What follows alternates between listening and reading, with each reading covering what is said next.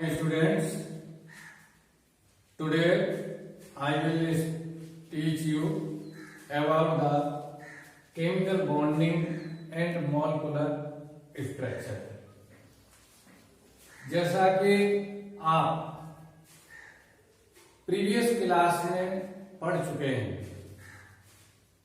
Atom can be divided into 3 सब particles: electron, proton and neutron.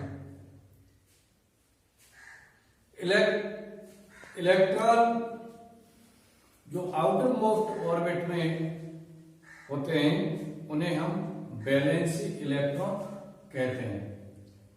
और एक atom और मॉलिक्यूल, इन दोनों में अंतर होता है. एटम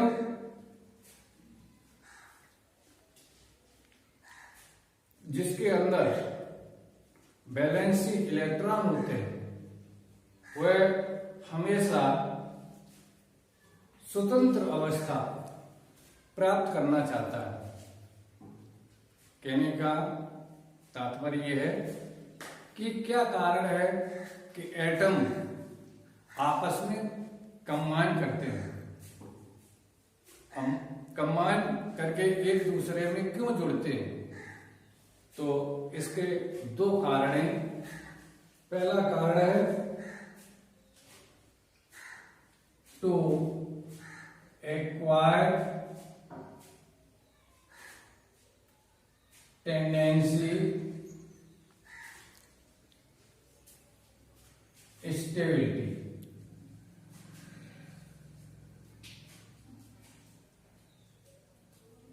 यानी एटम स्टेबल पोजीशन को प्राप्त करना चाहता है और दूसरी उसकी टेंडेंसी होती है to acquire the form of noble gas और inert gas. To acquire the form of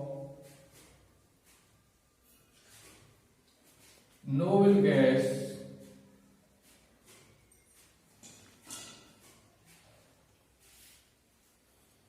structure. जैसा कि आप जानते हैं कि जो हमारी आदर्श गैसें होती हैं, हीलियम, नियान, क्रिप्टन, आर्गन, ये इनको हम निष्क्रिय गैस कहते हैं और इनको हम नोबल गैसेस भी कहते हैं, क्योंकि ये रिएक्टेबल नहीं है, इसलिए इनको हम अक्रिय गैस भी कह देते हैं. तो एक एटम दूसरे एटम से किस प्रकार से कंबाइन होते हैं, इसके कंबाइन होने की 3 तरीके हैं. पहला तरीका है आयनिक बॉन्ड,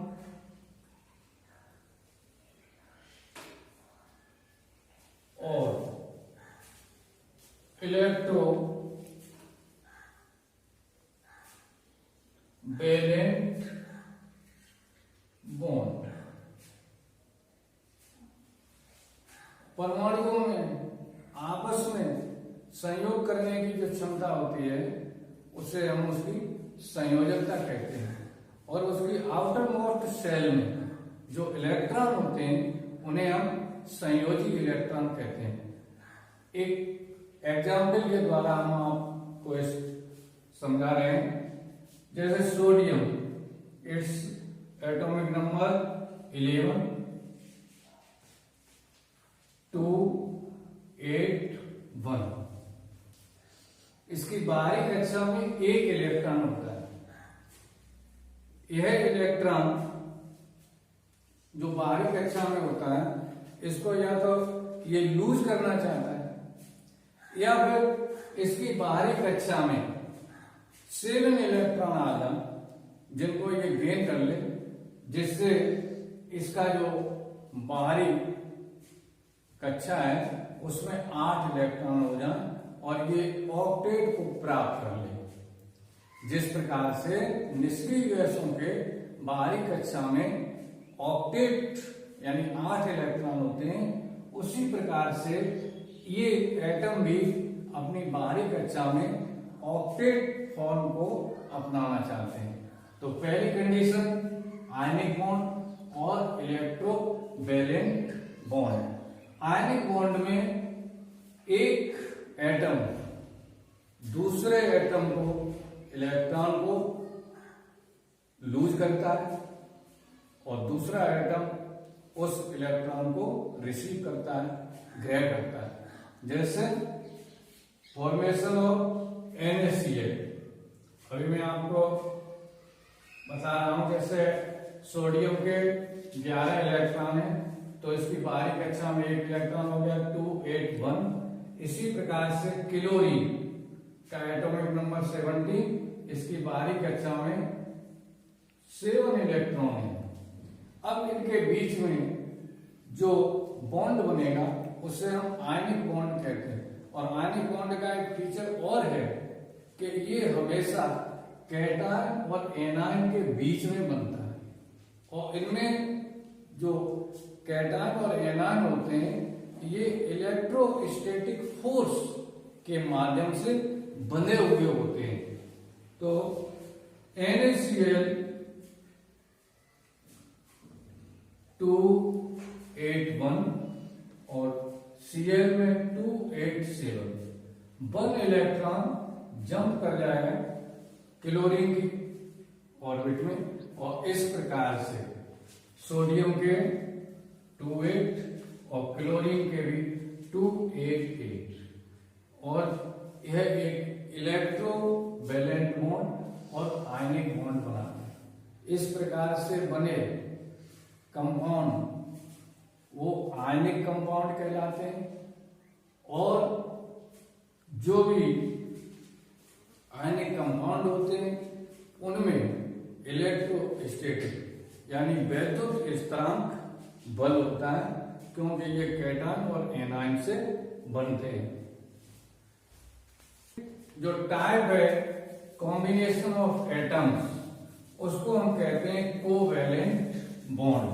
कोवैलेंट बॉन्ड हमेशा जब दो एटम, मॉलिक्यूल और आयंस आपस में शेयरिंग करते हैं, यानी by sharing of electrons they form covalent bond. Covalent bond, covalent bond में जब परमाणुओं में आपस में कॉम्बिनेशन होता है तो उसमें बराबर की साझेदारी होती है। जैसे एक सिंपल सा एग्जांपल, फॉर्मेशन ऑफ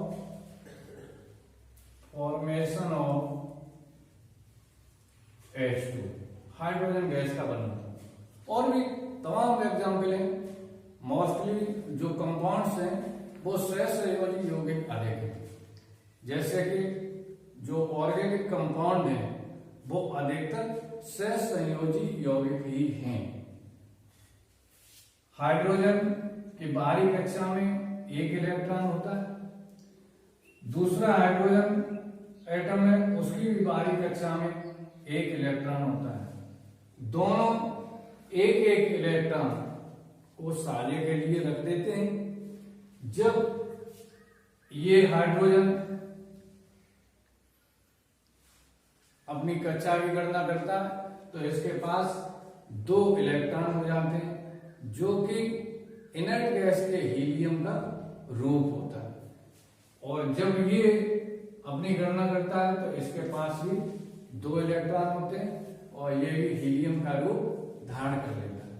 इस प्रकार से जो भी यौगिक बनते हैं उनको हम सहसंयोजी यौगिक कहते हैं। और सहसंयोजी यौगिक मोस्टली कार्बनिक यौगिक होते हैं। इनका आपस में शेयरिंग होता है। यहाँ एक बात और ध्यान देने की है कि शेयरिंग यदि एक इलेक्ट्रॉन से होता है तो उसे हम सिंगल बॉन्ड कहते हैं। अगर शेयरिंग 2 इलेक्ट्रॉन से होता है तो उसे हम डबल बॉन्ड कहते हैं। और शेयरिंग अगर 3 इलेक्ट्रॉन से होता है तो उसे हम ट्रिपल बॉन्ड कहते हैं। If 1 electron is sharing that is single bond, if 2 electron are sharing that is called double bond, if 3 electron is sharing that is called triple bond. यहाँ एक और ध्यान देने वाली बात है कि जब सिंगल बॉन्ड है तो वहां पर केवल एक सिग्मा बॉन्ड बनता है, there is only 1 sigma bond. और जब डबल बॉन्ड होता है तो डबल बॉन्ड के बनते समय एक सिग्मा बॉन्ड होता है और एक पाई बॉन्ड होता है। और जब ट्रिपल बॉन्ड होगा तो वहां पर एक सिग्मा बॉन्ड और 2 पाई बॉन्ड फॉर्म होते हैं। अक्सर कर हाई स्कूल की कक्षाओं में ये क्वेश्चन पूछा जाता है। सन 2019 में ऐसा क्वेश्चन पूछा गया था कि मीथेन की स्ट्रक्चर में कितने पाई और सिग्मा बॉन्ड हैं। तो यहाँ बच्चों को मैं बताया दे रहा हूं कि अगर सिंगल बॉन्ड है तो केवल एक सिग्मा बॉन्ड, डबल है तो सिग्मा पाई और ट्रिपल है तो सिग्मा और 2 पाई बॉन्ड होंगे। तीसरी तरीके से जो परमाणु संयोग करते हैं उसे हम कहते हैं कोऑर्डिनेट बॉन्ड।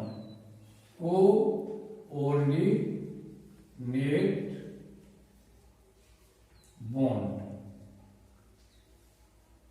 हिंदी में इसे कहेंगे उपसह संयोजी बंध। उपसह संयोजी बंध तब होता है जब साझे के इलेक्ट्रॉन एक ही एटम दूसरे एटम के लिए प्रस्तुत कर देता है। तो जो साझे के इलेक्ट्रॉन देता है उसे हम डोनर कहते हैं, दाता, और जो साझे के इलेक्ट्रॉन को ग्रहण करता है उसको हम कहते हैं ग्राही। जैसे एक एटम ए है, ये इलेक्ट्रॉन दे रहा है साझे का बी इलेक्ट्रॉन, तो ए डोनर हो जाएगा और बी रिसीवर हो जाएगा। एक इलेक्ट्रॉन यानी सारे के इलेक्ट्रॉनों का जो जोड़ा है पूरा का पूरा एक ही एटम प्रस्तुत कर देता है, और प्रस्तुत करने के बाद जब उनमें कॉम्बिनेशन होता है तो उन इलेक्ट्रॉनों पर दोनों ही एटमों का समान रूप से अधिकार होता है। और इस प्रकार से जो मॉलिक्यूल बनते हैं जैसे सल्फर डाइऑक्साइड, सल्फर ट्राइऑक्साइड, ये सभी कोऑर्डिनेट बॉन्ड यानी उपसह संयोजक बंध कहलाते हैं। और इस प्रकार से जो यौगिक बनते हैं उन्हें हम उपसह संयोजी यौगिक कहते हैं।